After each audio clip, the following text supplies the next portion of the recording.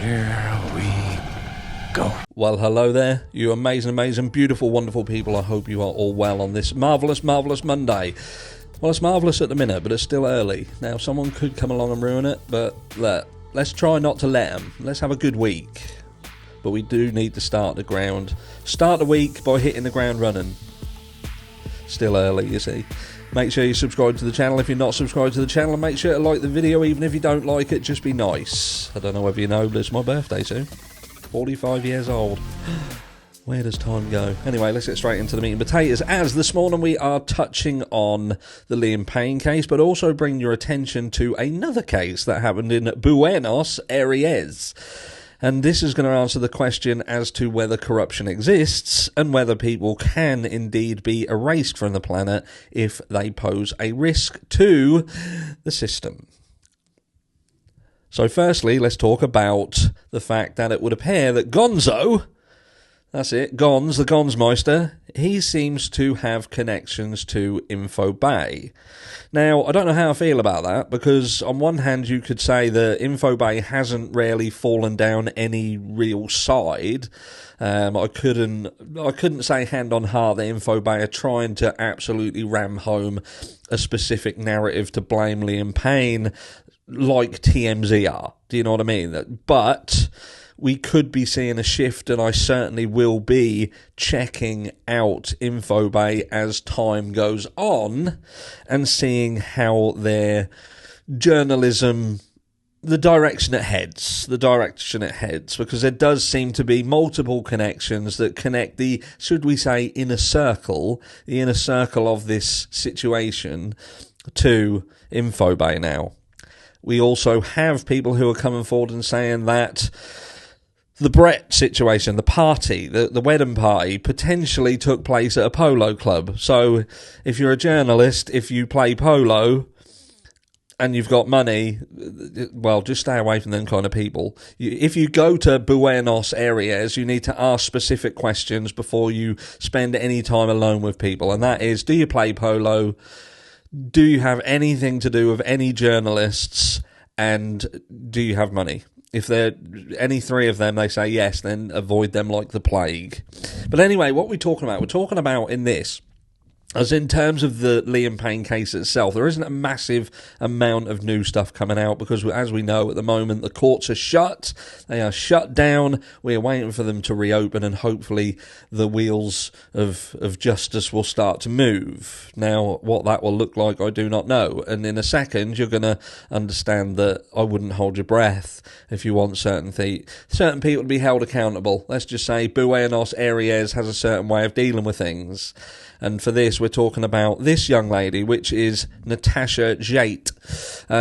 Despite claims of conspiracy and alleged murder, the case investigating the death of socialite Natacha Jaitt in 2019 has been shelved.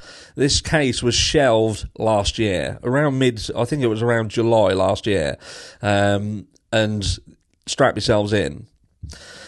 Because we have said, like me and Brian Harvey have discussed, was Liam Payne a risk to somebody?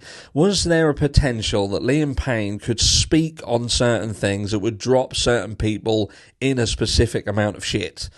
And I know that's tinfoil hat stuff. I know it's tinfoil hat, but the reason why we still have to consider these things is because the sheer volume of questions that seemingly have gone unanswered around Liam Payne's death, and this huge push to try and ram home a specific narrative that this was kind of Liam Payne's own doing and he simply just come undone. But look, like contemporary Nostradamus during her final years, socialite and TV celebrity Natacha Jaitt, so again, the similarities are she was well known.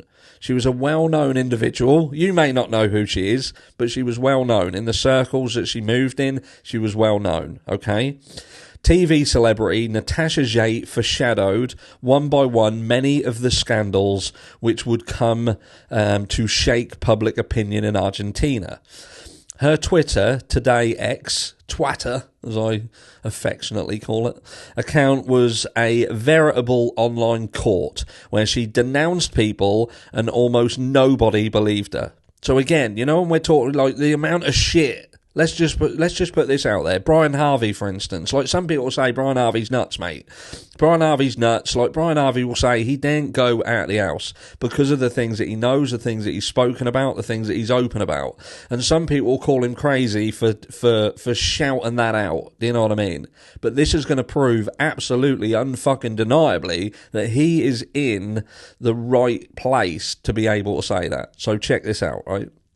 She denounced people and almost nobody believed her. She wrote about a pedo ring at television network, and years later, allegations against Marcello Carrazza came to light. She mentioned alleged embezzlement by Martin Iseraldi and Jessica Cirillo, which was exposed in last year's election campaign. She even predicted her own death on the 5th of April 2018 in a memorable tweet which read, "I'm not deleting myself, I'm not ODing." And then months later, specifically on February the 23rd, 2019, the model showed up dead. Her body was found unresponsive after a work meeting. She attended together with her friend Raul Valestiqui Duarte. Now, I'm probably murdering these names, and I can't stress this enough. I don't care. And businessman Gonzalo Rigoni, among others. They had met earlier that night at the Xanadu event hall in Villa La Nata Tigre in Buenos Aires province. After her death, an investigation was opened. It ran until earlier this month, which, again, this was last year, this was. Following a petition from prosecutors Martin Otero and Lida Osores Sola, decided to shelve the case, concluding that no third party was involved. Jaitt's relatives reject the decision and have called for the probe to be reopened. No OD. Jait's body was found undressed, on a bed at the Xanadu Party Salon in Tigre, on the outskirts of Buenos Aires city. The results of her autopsy concluded that the 41-year-old model died of multiple organ failure, which led to a cardiopulmonary collapse. Tests also informed that her body carried no signs of aggression, no defense wounds, or signs of the R word. Traces of the devil's dandruff were found in her nostrils, although the hypothesis of an OD was ruled out. Consulted by Noticias magazine, the late star's brother, Ulysses Jaitt, expresses anger over the actions of the Prosecutor General's office in San Isidro and cast doubt over details in the autopsy. So again, this is about autopsies, or that being set up. The medical examiner's report says that the autopsy tests informing her of chronic heart disease is not in keeping with her tests from 90 days previous, where that wasn't mentioned. That test is signed by a cardiologist from Tournou Hospital, which makes it official, he said. So we've got autopsy reports and health reports that completely contradict one another. Sound familiar? Going deeper, he added, the same doctor who found a lot of the devil's dandruff in her nostrils compatible with an involuntary inhalation, meaning that once she was unconscious, it was possible that she was given more so that while breathing she would continue to sniff until she died. Yet the autopsy says that is not plausible, that Jaitt was given the devil's dandruff unconscious. Ulysses added, my doctor says that the amount found could only have been introduced.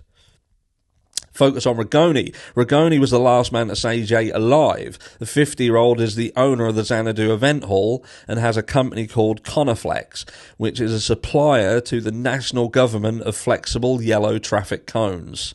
According to sources who were close to the late media personality, the courts refused to investigate Rigoni and set their sights on Valestiqui Duarte for bearing false witness. He was swiftly acquitted.